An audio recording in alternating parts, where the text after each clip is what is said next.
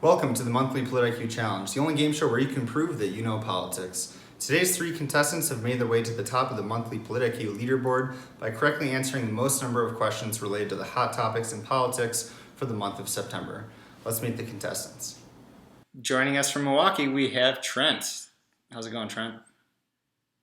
Good. How are you? Joining us from Seattle, we have Elizabeth.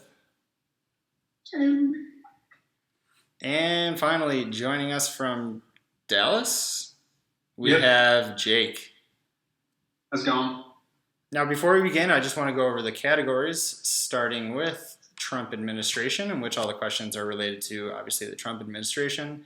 Name that U.S. company, in which all the answers are a major U.S. company. Which state, in which every answer is a U.S. state. U.S. in the world, where every answer is a country. And finally, major headlines. All right. And Jake, you are coming in with the most points accumulated on PolitIQ, so you get to go ahead and choose the first category. Let's try which state for 100. All right. In which state did President Trump falsely insist would be hit harder than anticipated by Hurricane Dorian, prompting senior administration officials to threaten firing those federal employees and scientists who contradicted him? And Jake, you're the first to buzz in. What do you think? That'd be Alabama. That is correct. That's all right. 100 points to Jake. Go ahead and choose the next category. Let's stick with which state for 200. All right. Which state did the Trump administration block from implementing its own strict fuel efficiency standards, which 13 other states, or approximately 1/3 of the U.S. auto market, currently follows? And again, Jake. That'd be California. That's also correct. All right, Jake, go ahead and choose again. Let's stay with which state for 300. Which state is home to Senate Majority Leader Mitch McConnell, whose re-election next year is less certain after facing months of bipartisan criticism for blocking legislation related to strengthening election security? Trent. Kentucky. That's correct. All right, Trent, go ahead and choose. Let's stick with which state, 400. All right. Which state was told by a panel of judges to immediately withdraw its legislative maps because they violated the state's constitution by severely benefiting Republicans?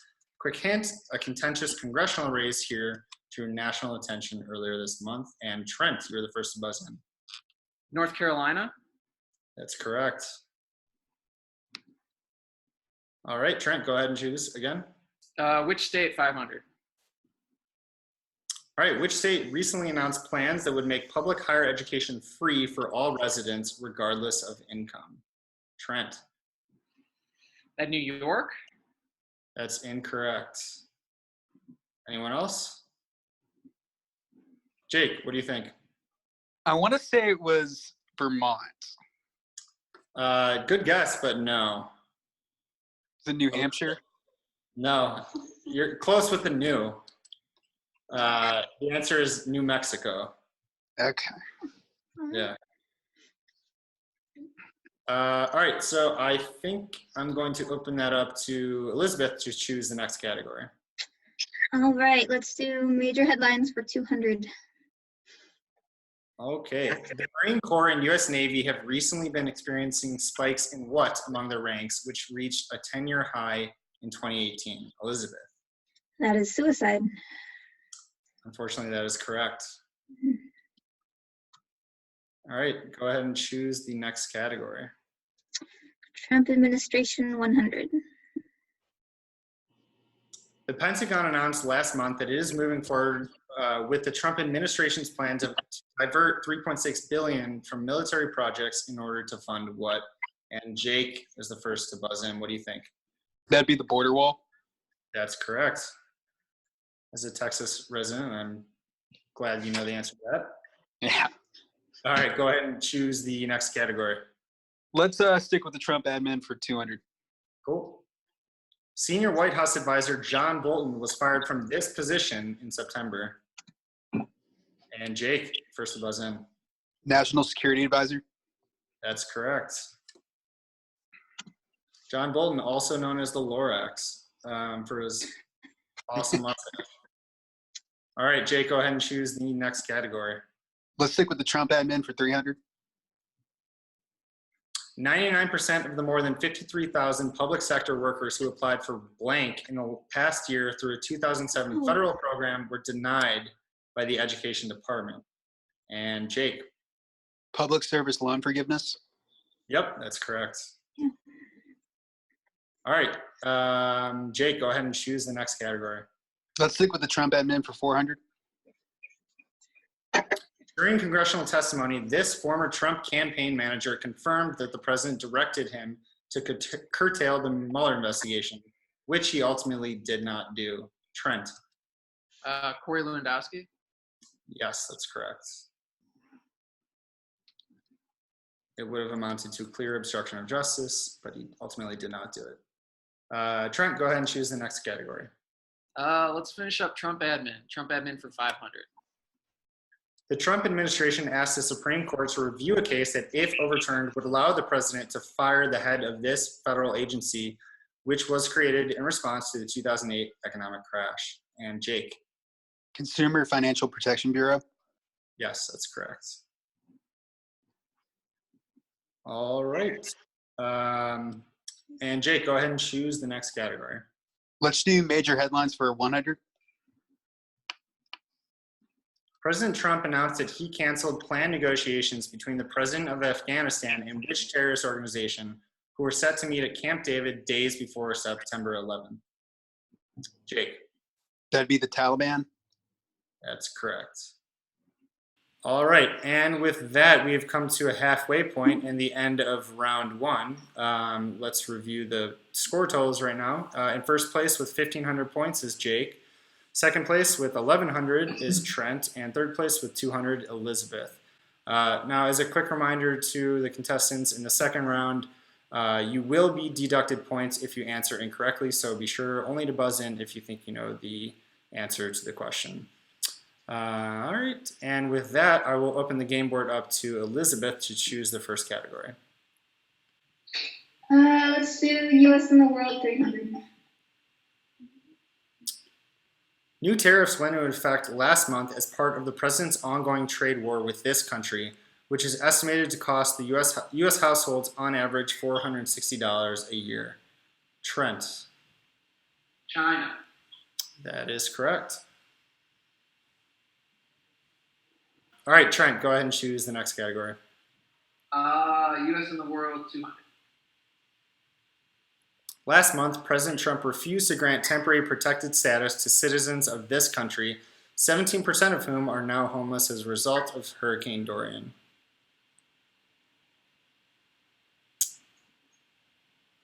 Okay, the correct answer is the Bahamas.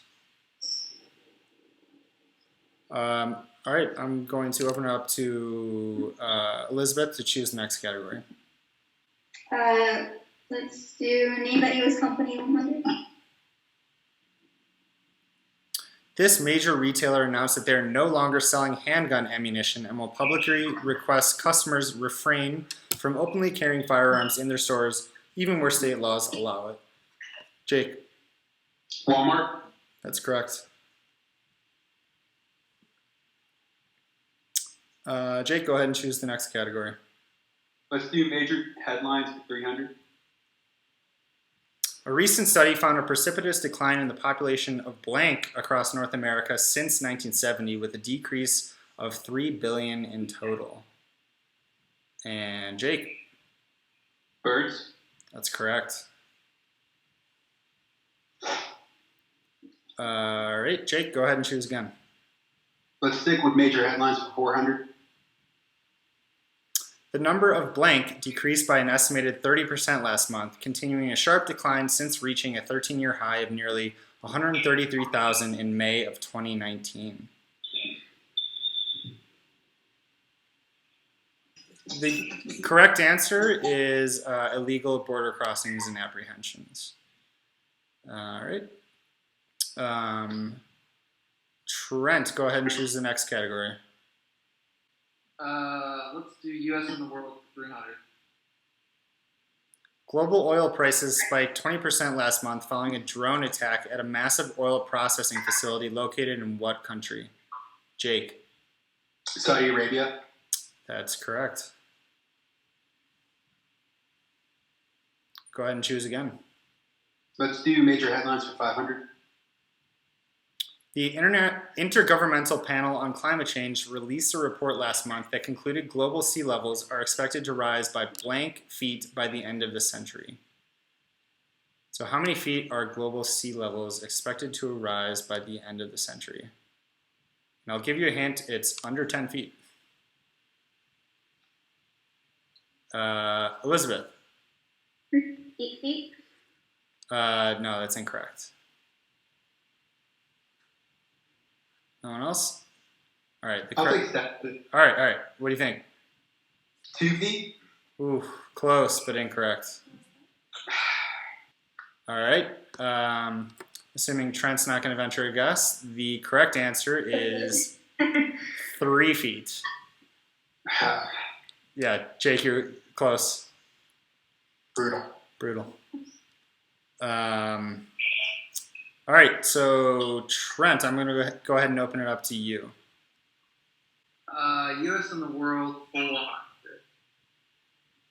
The U.S. placed additional sanctions on this country in September, one day after its government removed all limits on its nuclear development and research. Trent. North Korea. Incorrect. Jake. Iran. Yes, that is correct. All right. Go ahead and choose again, Jake. Let's do U.S. and the world for 500. A United Nations panel stated last month that the U.S. may be complicit in war crimes for supplying weapons to various parties involved in civil war in what country? Jake. Yemen. That's correct. Oops. Jake, go ahead and choose again. Let's do name that U.S. company for 200. Following a multi-billion-dollar settlement over its role in fueling the U.S. opioid crisis, what major pharmaceutical company filed for bankruptcy last month? Jake. Purdue. That's correct. All right. Let's just keep going. Keep it going. All right, let's do name that U.S. All right. A recent study commissioned by a former Republican senator found no evidence of anti-conservative bias within this company's censorship practices. Trent. Facebook. That's correct. Okay. Name that U.S. company 400. All right. Nearly 50,000 workers of what major company, which saw record profits last year, went on a nationwide strike to demand better wages and benefits? All three buzzed in. Jake was the first. So, Jake, what do you think? General Motors.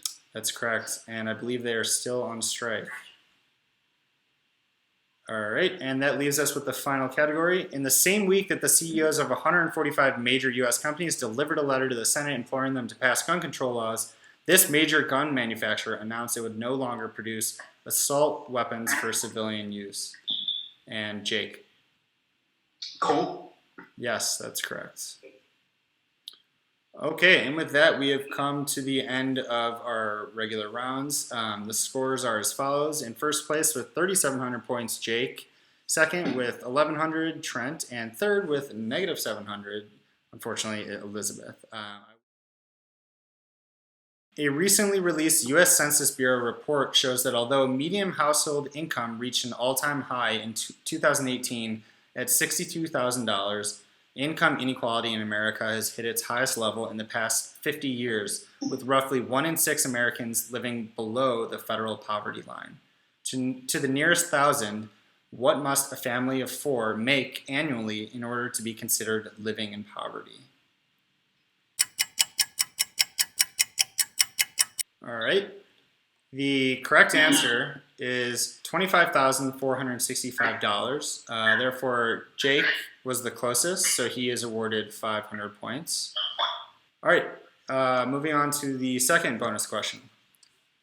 In early September, a whistleblower disclosed to numerous news outlets allegations that the Guantanamo Bay detention camp has engaged in gross waste of taxpayer dollars since its establishment in 2002. To the nearest billion, How much money has been spent on the facility in the last 17 years? The correct answer for that is $6 billion. And so with that, Jake again wins 500 points. Okay, so here's the final question.